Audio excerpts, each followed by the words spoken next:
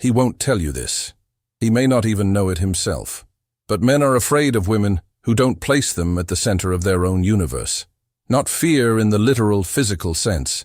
Existential fear. A subtle apprehension, disguised as disinterest, as fleeing, as unsettling silences. But in reality, it is sheer terror in the face of your freedom. Jean-Paul Sartre said, "Man is condemned to be free," and that is not a compliment. It is an indictment.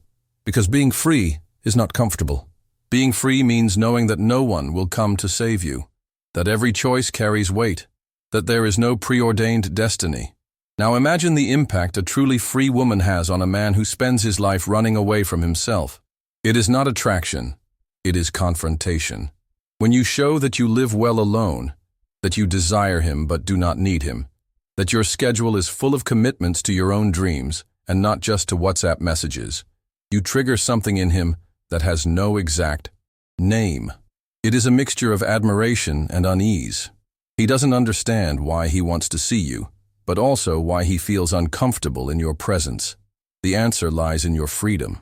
Most men are taught to be the hero of some story, but you don't want a hero.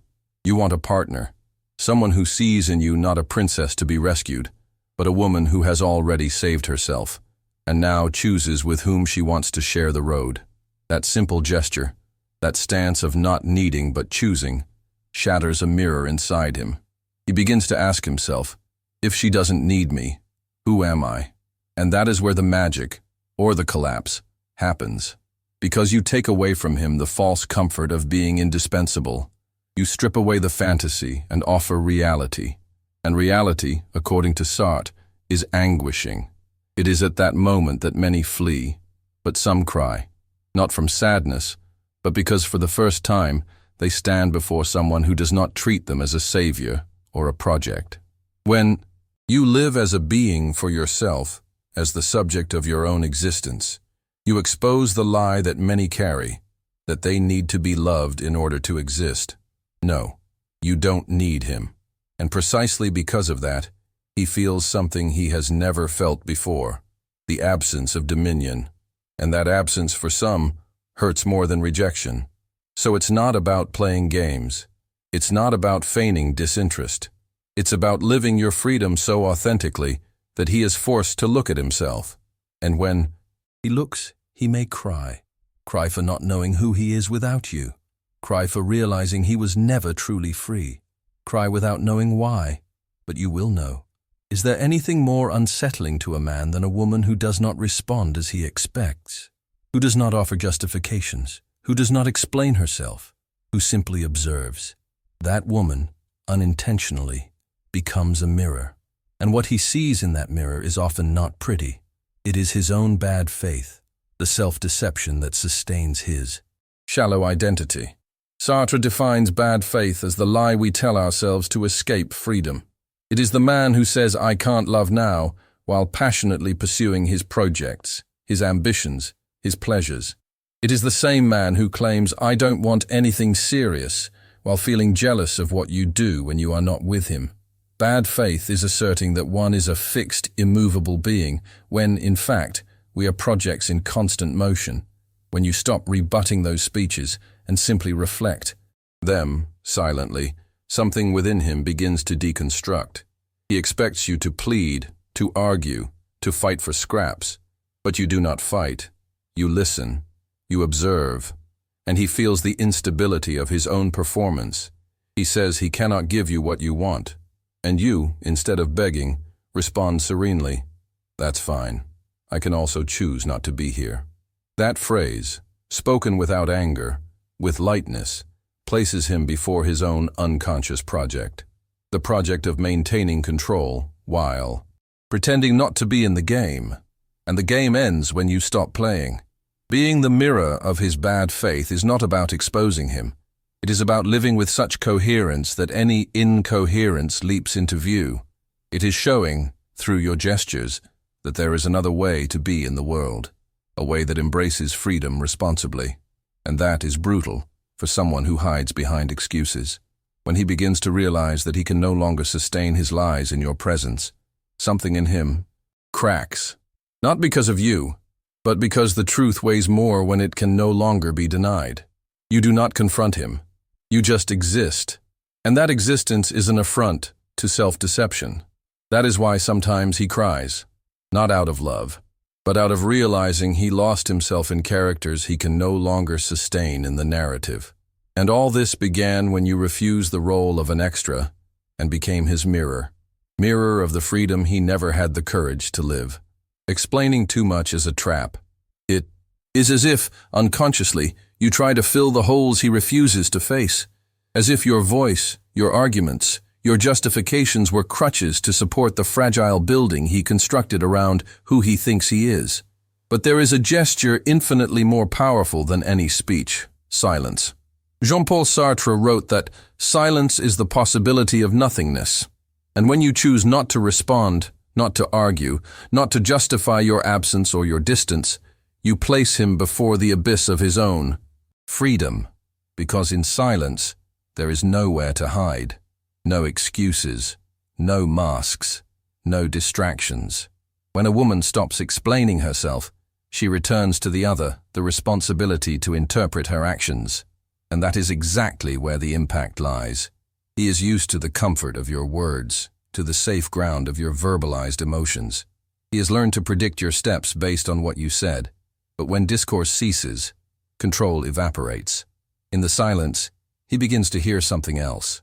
Not your absence, but the presence of his own emptiness. Silence is a mirror more cruel than any confrontation, because in it, the other is forced to listen to his own thoughts. And for a man in bad faith, those thoughts are deafening. Perhaps he will send repeated messages. Perhaps he will try to provoke a reaction. Perhaps he will say that you changed, that you are strange, that you are distant. But what he feels is not your distance. It is the loss of the reference that sustained his role. You stopped reacting, and now he must ask himself, what am I without her explaining everything to me? Silence reveals what words cover up. And a silent woman, present in her absence, is like an existential echo that insists on returning until he realizes the problem was never her. It was what she represented. The end of his comfort zone, the end of easy certainties. It is not about using silence as punishment, but about recognizing that sometimes explanation is a form of fear. Fear of being misunderstood, fear of losing, fear of seeming too harsh.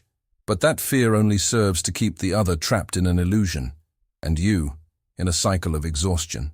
Embrace the risk of silence, because whoever has the courage to remain silent in the face of incoherence gives the other the chance to listen to himself for the first time. And it is there that he may, or may not, cry. Cry for the absence of the woman who spoke too much. Cry for the presence, now evident, of all he never wanted to. See, what happens when a woman stops living, orbiting a man's desires, and begins to live centered on her own project. She does not withdraw. She becomes unattainable, not by inertia, but by presence. It is as if, suddenly, the space he once filled with vague promises and half-words is taken over by something stronger, her choice to exist for herself. Jean-Paul Sartre said that we are project, not essence. We are not born with a ready-made identity. We construct it with each choice, each gesture, each refusal. When a woman understands this, she stops waiting for the other's recognition and becomes the author of her own narrative. Think of two women. One of them is constantly checking her phone, waiting for a reply, a sign, validation. Her time is dominated by expectation. She reacts. She molds herself. She nullifies herself. The other is immersed in a project, perhaps writing a book, learning a new language, creating something that expands her. Her time is presence. She does not wait. She exists. The difference between the two is not feeling. It is the direction of desire. One desires to be chosen, the other chooses, and that changes everything. When you occupy space with your project, you send a silent and powerful message. I am enough for myself. That is not coldness, not selfishness. It is the apex of existential freedom, because you are not there to complete anyone. You are there to share what you build, and if he wants to be with you, he must come whole. That kind of woman does not demand attention. She attracts presence, not by trick, but because she vibrates at a frequency that allows no half measures, half commitment, half presence, half devotion. Being by her side demands a decision, and that is what many men avoid, deciding. Being with a woman who has a project is being confronted with a life that cannot be controlled. And for a man who spends his life trying to dominate the unpredictable, that is frightening. That is why some distance themselves, claiming that she is too much. And it's true. She is too much for someone who is still too little. Do you want him to cry? Live with so much purpose that your absence becomes a shadow over the absence of his own project. Let your full presence echo the void of the choices he never made. Let your autonomy reveal the comfortable prison he chose to inhabit. Because in the end, there is no greater pain for someone living in bad faith than encountering someone living in freedom. And when he realizes that, he will not know why his chest aches, but you will know. There comes a moment when everything seems to lose meaning. Words become hollow, gestures automatic, meetings repetitive. It is when naked existence presents itself, without the varnish of social roles, without the disguise of routines. Sartre called that moment nausea. It is not a literal sickness. It is a profound existential malaise, a shock in the face of the absurdity of simply being alive, without a manual, without a script, without guarantees. Few women know this, but when they live with radical authenticity, they become agents of that nausea. Not because they are cruel, but because, unwittingly, they remove the false foundations on which many men cling. By existing fully, you dismantle the illusory structure on which he leans, and that, for some, is unbearable. Imagine a man used to relating to women who admire him, understand him, forgive him even before he errs. Women who relieve the burden of his freedom with unconditional love, even when he offers crumbs. Now imagine that man before you, a woman who does not bend, who does not justify, who does not soften her truth. A woman who lives. That's it. She lives. Suddenly, he has nowhere left to hide, because you do not confront him with accusations, but with your unshakable presence. And it is at that moment that nausea sets in. He begins to perceive the emptiness of his own choices, the mediocrity of his own projects, the superficiality of his own relationships. Not because you humiliated him, but because you revealed him. Nausea is the realization that nothing guarantees who we are, that we are free, yes, but condemned to invent our own meaning every day. And that is exhausting. That is frightening, because there is no one left to blame, not even you. It is possible that, upon feeling this nausea, he may walk away, but it is also possible that he will cry. Cry without knowing why. Cry because something inside him has unraveled. A character, perhaps. An old belief. A fantasy of control. You don't need to say anything. You just need to live as one who chose to be there, and can choose to leave at any moment.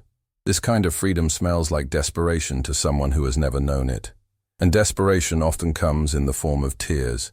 From an early age, many men learn to love through a script, a poorly written screenplay inherited from films, culture, ancestral expectations. In that script, the ideal woman is predictable. She suffers in silence, forgives easily, waits patiently, loves even when she is not loved. She is the good girl who never leaves the stage, even when the show is ridiculous. Refusing that script is not rebellion, it is liberation. Jean-Paul Sartre reminds us that we are not characters, we are authors. With every gesture, every decision, we create ourselves. And in love, that demands the courage to refuse ready-made roles. When a woman says, "I do not accept this kind of relationship," she is not being difficult. She is being faithful to her project of existence. But that unsettles. He expected a woman who would cry for him, not one who would disappear, who would mold herself to the empty spaces of his indecision, not one who would confront him with presence, who would offer preventive forgiveness, not one who would set boundaries. He expected the script. You delivered reality. Do you want him to cry? Do not become the character he wrote. Be the author of your own play. And if, in your text, there is no place for power games, for broken promises, for emotional crumbs. He will have to decide, improvise with you or leave the stage. And that choice is not light, because by stepping off the script, you also strip from him the comfort of a fixed role. He is no longer the savior, the seducer, the victim. He is a man before a woman who does not negotiate her dignity. That is frightening. That is rare. That demands authenticity. That is why so many withdraw, disappear, say that they need to think. What they are saying unknowingly is, I do not know how to play this role. But the problem is not you. It is the script he never had the courage to tear up. By refusing that script, you force him to create a new plot. One where two free people meet without trying to possess each other. Where love is choice, not dependence. Where desire is built, not manipulated. And it is in that void between the old script and the new one that many men cry. Not for lost love, but for collapsed identity. Because when you refuse to be the good girl, the predictable one, the self-sacrificing one, you force him to look at his own role as protagonist. And sometimes he realizes he doesn't even know the name of the character he's trying to be. There is a kind of absence that cannot be explained, but that weighs heavily. It is not disappearing into empty silence. It is not strategic distancing. It is full, dense absence that imposes itself as an inverted mirror.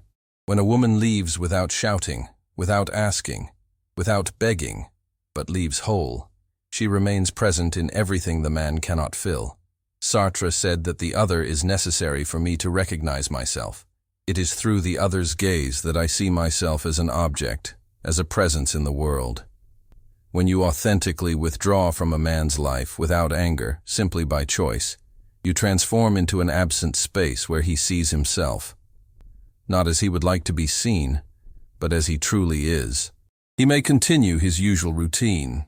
He may go out with friends, meet new people, post smiles. But something has changed. You are no longer there, and your absence is not a whole. It is a structure, a frame around the image he tries to sustain. And no matter how much he tries to fill it, he cannot.